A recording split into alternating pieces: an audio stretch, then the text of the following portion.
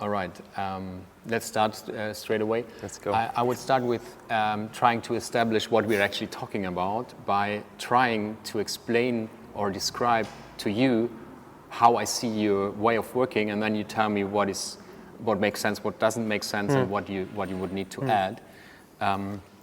As far as I follow, it's really about creating a system for the ensemble that gives them the opportunity to like choreograph live in a way.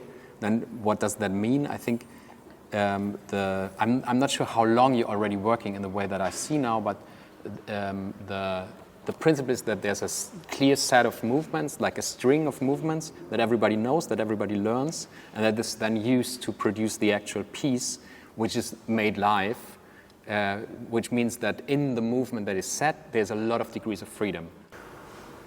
I would see it a little bit like a game of chess. Like each piece has a very limited amount of possibilities, but the optional games of chess that result from it are kind of endless. What is happening, it is live, but the material is kind of fixed.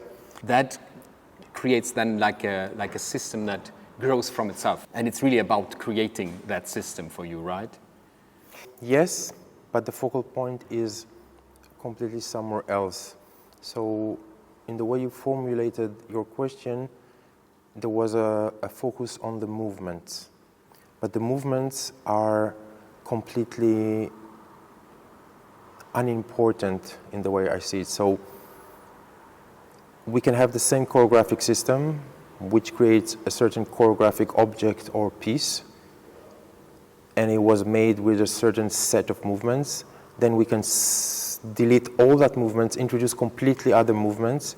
It's going to be the same piece. I can create the exact same piece with ballet movements. I don't change anything. The only thing they can use is ballet. It will be the same piece. The movements, in a way, they are completely not the focal point. The focal point, as you said, is the system. The system in itself has a logic. And what I choreograph is the system. Yeah. And another term that is very important in order to understand what I'm trying to do is that it's a decentralized system. Because I have these 14 dancers, and I completely decentralize. There is no central planning for the thing. And in order for a decentralized system to function, it just needs a clear set of rules. Yeah? So once you have a clear set of rules, and they understand the rules, the thing is being created by the sum of decisions of everyone within that environment. The material, in a way, doesn't hold any information.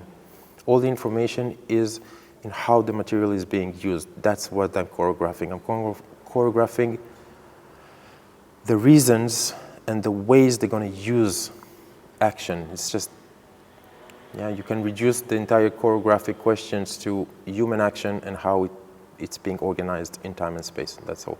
And what is the human action? It can be anything that a person can do, basically. In a way that is really that you're interested in them also choreographing rather than them moving in a way. Once they're as they move in that system, they have to think choreographically. Yes, I'm just defining the environment and the system by saying, okay, we have 1, 2, 3, and usually the less I have, the better it is. Rules, and those rules are like fundamentals. We understand them, we accept them. They step into that space, and then the choreography or whatever thing emerges is how they all understand those rules. When we go back in time, when did you start working like this? And also, how did you feel, this is the direction that I want to continue? It didn't happen in one day, but there were like key points when I realized that actually this is what I'm doing without naming it or trying to analyze it. There's this very intuitive process of trying to feel where you have certain moments that you feel that they hold a certain potential. And so it was an intuitive process, shifting from, a very centralized way of making work. So I'm going to make the material and I'm going to tell them what they need to. That was like where I started. And during a process of 10, 15 years, it shifted to a way that intuitively, and still I wasn't, I think, able at the beginning to understand what I'm doing and be able to describe it, but it became that. I was like, okay, I don't care about generating material. I don't like telling people what to do. The result is much better when I actually let the thing emerge rather than plan and decide how I want it and then try to produce that. And so in the end, I was like, okay, this is how I work. As you said, that material is not interesting to you and you produce it very, very quickly on the first day. Would you think it's a good starting point to understand what you're doing, or is it more like a distraction? It's not that it's not important. It is important. So if I'm building a cathedral and my bricks are made of stone, I'm going to make a certain cathedral. If my bricks are made of mud, it's probably won't hold for 1,000 years. So the material is important. It could happen that on this first day, material is produced that you see, we're going to have a problem with this. Yes, but since it's not an object, they are living people, whatever it is they came up with, there are no movements that are better than other movements. It's just movements that are clearer than other movements. So I will push them to produce clarity in their information, and then it doesn't really matter what the information is. It's the clarity that solidifies it. What do you mean by there's no good or bad movements? If you're a poet, are there good words or bad words? They're the word that fits perfectly in your poem in that line. So can you say that up is a good word or a bad word? Up is just up. We understand what it means. Why? Because it's clear. Pronunciation of the movement allows us to say, okay, so now we know what it is, we can use it. It's the clarity makes the quality of the thing rather than the thing in itself doesn't have any qualitative properties. If I understand you correctly, you do see dance as a genre very much of its own, right? As a what? As a genre, as an genre? art form, I would say. I don't think dance is an art form. Dance is a craft. It's a specific type of human action. It's a craft. Choreography is an art form.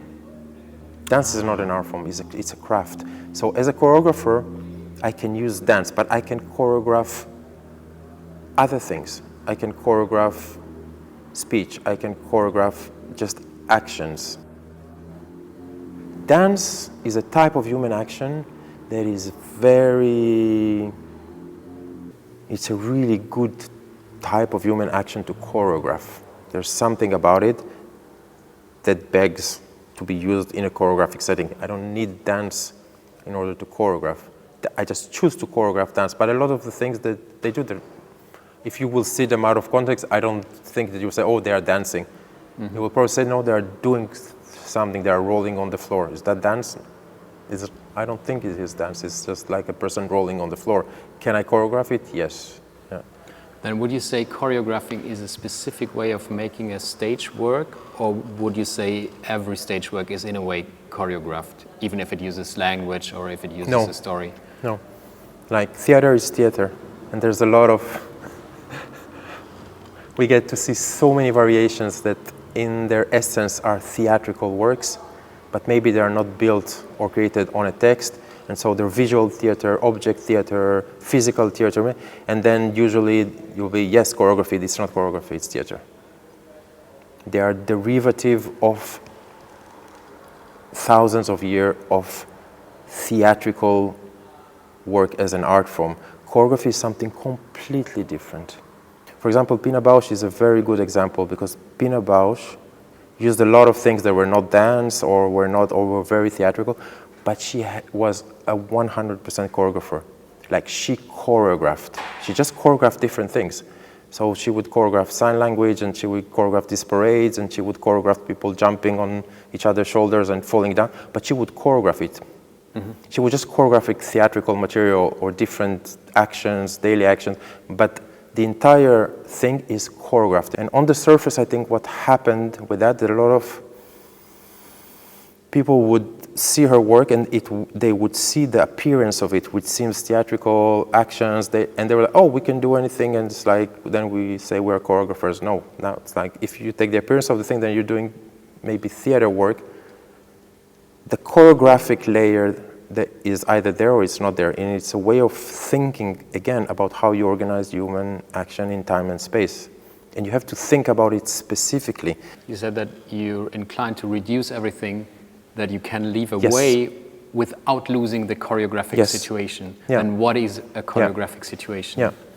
Yeah, because I want to challenge myself constantly to go back, like to think about that question from first principle. As if I don't know anything, I didn't do anything before, I didn't see anything else, and I was like, what is choreography?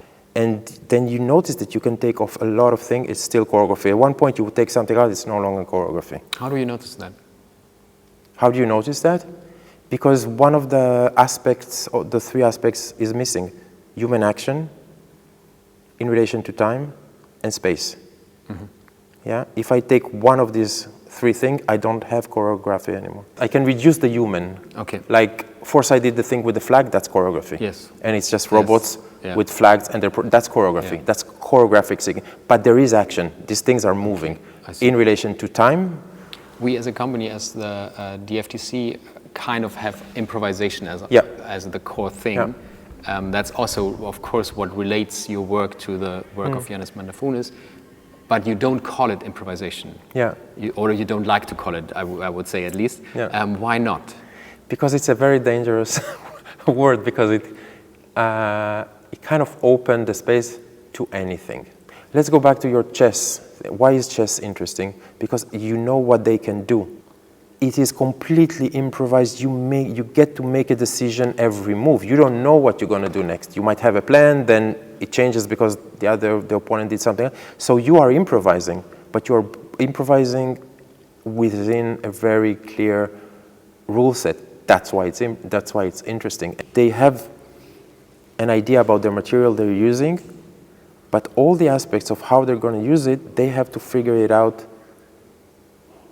in real time. And they can't figure it out alone because they depend on each other, because there's a lot of information coming from everyone, and you don't just do something because it's your next thing. You do it because it makes sense in relation to something else. What I'm choreographing is the interactions. I don't choreograph the actions. Yeah, so I look at the spaces. In a way, when I look, I actually don't look at what people are doing. I look at how the spaces between them behave. Way back, before you became a dancer and a choreographer, you studied music. Yeah. In order to become a conductor, right? Is that right? Or is that the dream? Wikipedia invention? No, it was the dream. And then something happened, and you noticed, this is the way I want to go. I just started. Did you actually find dancing. something that you were kind of searching for in music, then in dance, or was it what happened? No, I just did a workshop like for amateurs while I was doing my studies, and it just clicked, and I started dancing, and it became like the next best thing. Yeah, I immediately stopped my studies. Yeah, like 3 months after I stopped, this company in Israel, they took me, and I started dancing. And the year after, I was like, okay, and I left the company, and I wanted to start choreographing. So and then it took me 10 years to bang my head on the wall and try to say, what am I doing? Why am I doing this? What is this thing? I see. So would you say this musical background still influences your work? Yeah, absolutely. But I learned more about music as a choreographer than as a music student, because it's very much like the musical properties of choreography. They're massive. And again, because it relates to time, and it is a musical practice. And it's funny because choreography and music, they have so much in common. So a lot of the logics are the same, but they are the farthest from each other, because music is the most abstract art form. It is completely abstracted, whereas choreography is the most concrete. You cannot do more concrete than human body, people here standing, doing things. It's like you're either there in the space when it's happening, or you didn't see it. Yeah. You do get annoyed when people talk about your work as abstract, right? Yes. But it comes again from the huge impact theater's thinking has on choreography. So, there's no story, there's no text, there's no libretto. so it's abstract because we don't have a story, but it's not. Yeah, it's not how it works. Yeah. It's abstract because it doesn't refer to something else. Yes, because outside of it. thousands of years we came to see theater. Like choreography is a very young form of art, which is interesting because dance is probably the oldest art form, theater, probably before even music. But choreography as a way of thinking of, I can create meaning just by organizing. It's really, and then detaching it from telling a story, which the whole ballet repertoire is based on. And then comes Balanchine, and he's just like, I have no stories. I will call it jewels for whatever. I will put this music, and I'm just gonna use ballet, but it's just about where they go, how I organize it, and this is an art form. It didn't really exist before him. Like, he kind of came up with it. In that sense, I was thinking about something also regarding now the piece that you do for us.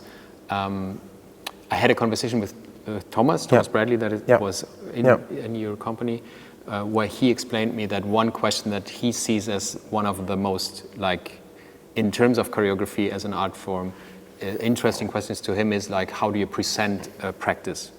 Like, you can do a production, a piece on stage that contains the practice, that is done by the practice, or you can have a workshop that presents the practice by people joining it. And to me, what you plan to do with us, the middle section, seems to be like your own answer to that question, isn't it? Yeah, because a lot of time the notion of where is the work or the oeuvre, where is the oeuvre? It's in the performance. But if you zoom out, is it really only there? Like what the 2 months of the process that preceded, is the oeuvre also there? What happened there? Can that inform the oeuvre? And the more I look at it, the more it's like, no, there's like so many aspects of not the work, but really the oeuvre that are in that trial and error process that is preceding the product. And in a way, in this piece, I kind of take that thing, condense it, and put it in the middle. So you actually, as an audience, you get to experience something that is always hidden. Yeah, it's like it's under the hood. It's like we have the Ferraris here in front. You hear the engine, you know it's a Ferrari, but it's different if you actually open it and you say, oh, that's the engine. Yeah, and so it's like I'm driving my Ferrari with the engine open, so you can see also like how this is made, like how is it made, and then you see it in like a fast forward kind of way. How will people actually recognize that they're looking at the engine? This is a good question. So it's not the first time I do it. The first time I did it, it was a catastrophe because like the reaction was like, what, they didn't rehearse? Like they didn't, like what are they doing? And then the next time I did it, I actually video projected an explanation. Oh, this is what we're doing. They are actually choreographed. Yes, it's like a rehearsal, but it's part of the performance, and that helped. And then I did it with one of the dancers actually talking to the audience and explaining what they're doing, which also helped a lot. And here I still don't know, probably a mix of all of them. Yeah. But it's important because it's not about, and it's funny because there were always like these few dancers in the audience and they got immediately what is happening. From everything that we talked about, I think it's very, very clear by now that you do not work about certain topics, but still people do see things in your shows. Yeah. They would like look at the world maybe through the lens of the show and notice certain things. Is that something that you're interested in really, or is it something that just happens and you're fine with it, but it's not what you're interested in? The work is always about something. The thing is that I accept that I don't get to decide what it's about. It's gonna be about something, again, because it's live people, they are there. So first of all, it's about them. They are on stage. They are alive in that moment. They are doing things. It's about them. And then there's other layers of about that will emerge from that situation. But I have absolutely no control over them. I don't want to have. And I don't have a control over the perception of the audience. It's like looking at the sunset. So we can be 10 people. We're looking at the same sunset. The sun itself is going down. It doesn't care about us. It doesn't try to tell us anything. The sun, the only thing it does, it gives us this heightened moment. It's a moment of heightened attention. And then we will experience all kinds of things that are a lot about us and a projection. And I think of my works like this. It's just a moment of heightened attention. It will allow you to connect to different things and feel more sharply certain things. And is there something that is important to your practice, to your work, that we haven't talked about yet?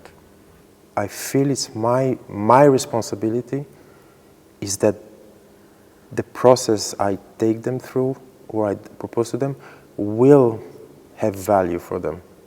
The reason I make dance works or choreographies and present them to an audience is the same. Like, they took a babysitter, they paid the tickets, they took the tram. It has to have value. You know, because it's weird to be an artist because we're making things that were not there before. Mm-hmm. We're actually adding things to the world. Like, the world is okay without us doing those things, and then we decide like to add something to the world. And it's like, that's a big responsibility. That has to be valuable. Otherwise, you're just making noise and disturbing everyone.